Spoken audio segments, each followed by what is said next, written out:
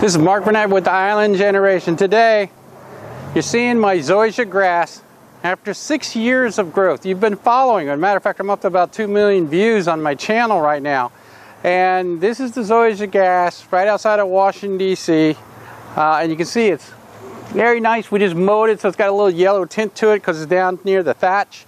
But it's doing great. Haven't had any real major problems. I know a lot of you have written in about, problems with, fungus and other things getting in your grass. Again, you got to treat those accordingly, trying to figure out what kind of fungus that is that you're getting. We've had a ton of rain here this year in 2018 in this area, 40 inches since May. It's now October 1st. And, the grass has held up fine. I haven't had any rot. I haven't had any fungus, nothing. But I don't throw a lot of fertilizer on it. I don't do a lot to it.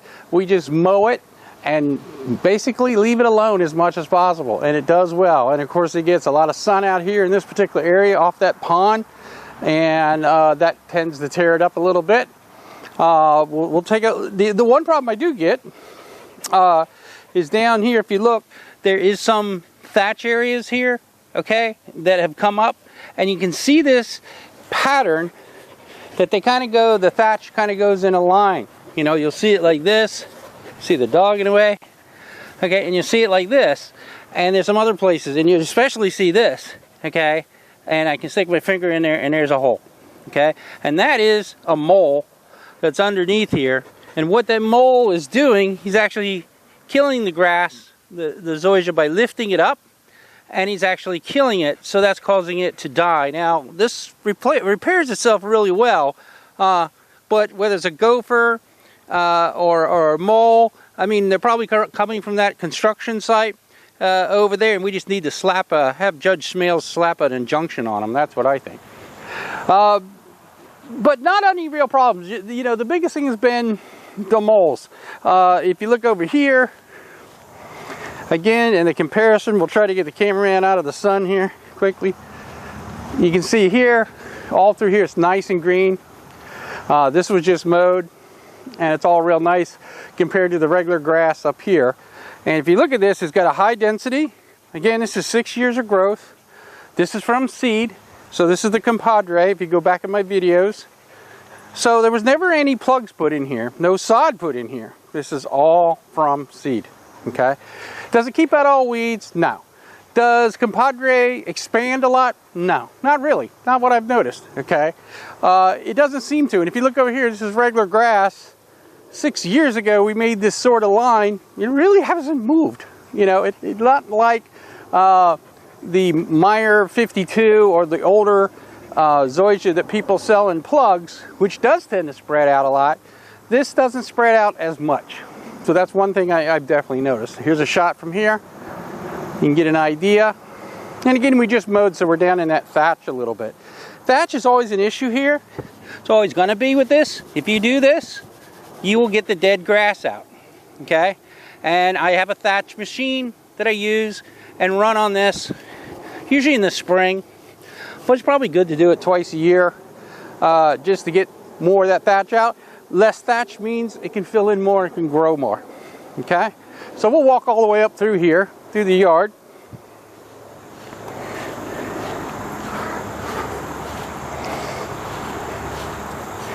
And so even though right here we're like really close to the pond, and here we will get weeds, and it's hard for us to trim down here.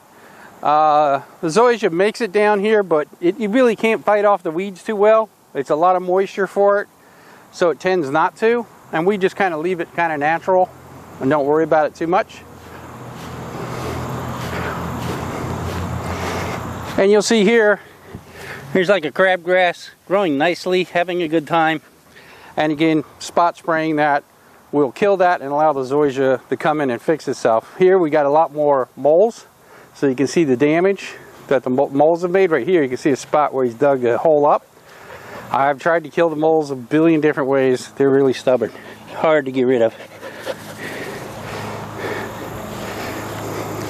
But the zoysia does repair itself. Now, if you remember here in our film, I'll have the cameraman go over, maybe center more, so he doesn't create a shadow. This is where we planted a bunch of try not to create that same shadow. Well, this is where we planted a bunch of plugs that were Compadre plugs. We just took them out, popped them in here, and we actually did create plugs here to prove the point that you could plug it, and it did. And as long as they were close enough together and those particular runners could communicate or touch each other, boom, it filled in very, very quickly. Much faster than a Zenith, or I should say a Meyer 52 would do, which might take years. This was connecting together within a year and filling in a year and a half, boom, just like that, really fast. So distance is part of the issue with the plugs and what kind you're using. It is hard to find Compadre plugs. And you'll see some weeds in here, definitely here. It doesn't keep the weeds out completely. If it gets too dry, the weeds are going to take over if you lose some of that or it dies. Now as we move up here, this is also Compadre. My neighbor here is not growing Zenith, so he just has a regular grass, and you can see a lot more weed. We do spray this too to keep down on clovers, onions, things that can get right through this. Also, there's this little clover here, this little red clover. This likes to go right through the Zenith. Very hard to kill and get rid of. Well, it doesn't affect it too much. And then as we come up here, we're looking right here, including the neighbor here, this whole side.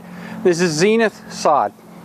So this is the Zenith sod. If we swing the camera that way, you can see Compadre, or Zenith to Compadre, and then back from Compadre to Zenith.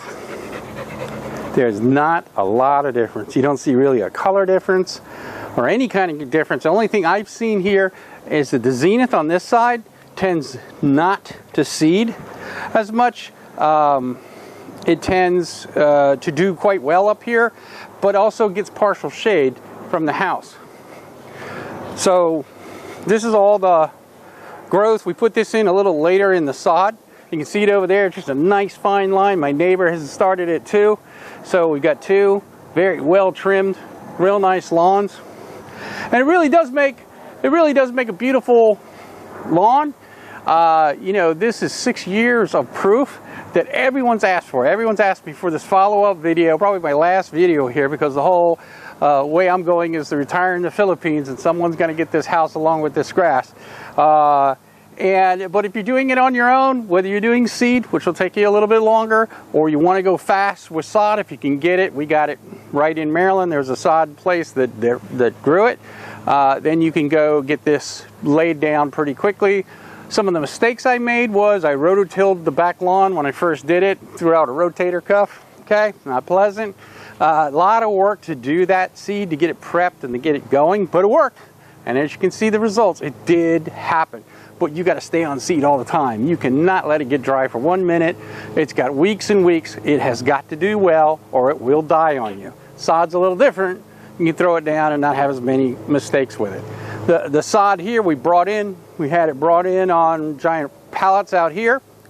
And when the pallets were out here, we actually shared it among the neighbors, and other neighbors bought into us, which is a great way to buy it. You can cut down on your shipping if all of you go together and you all agree to it. But the one thing we did different, we went up to Lowe's or Home Depot, I can't remember which, and rented a sod puller, which basically is a machine that's kind of like a little clipper, and it just went right underneath our old grass, cut it right up. We were able to roll it right up and take it away. It was just fast, and it didn't hurt my shoulder. So it was really easy then to put down some Miracle Grow and then turn around and put this grass together really quickly and get it going a lot faster than the seed. But whichever way you go, I can tell you Compadre or Zenith is better than the Meyer. My father, when I was a young kid, raised Meyer, and it was a lot of work, and it was hard. It was hard to get it going, and we always had brown spots because it didn't fill in all the time, and it's a pain. This was a lot easier to do, and the results are great. So I thank all of you, the now 2 million views that I have on my channel. I thank all of you for doing that. And if you have any questions, certainly put them up here. Make sure you like our channel, and we'll have new things and other stuff going on, but probably not much on the grass because there's not much more I can do. It's kind of taking care of itself. All we got to do is mow it, and if it gets too hot, water it. Mark Burnett at the Island Generation. Thank you for watching my Zenith and Compadre Zoysia grass grow over 6 years.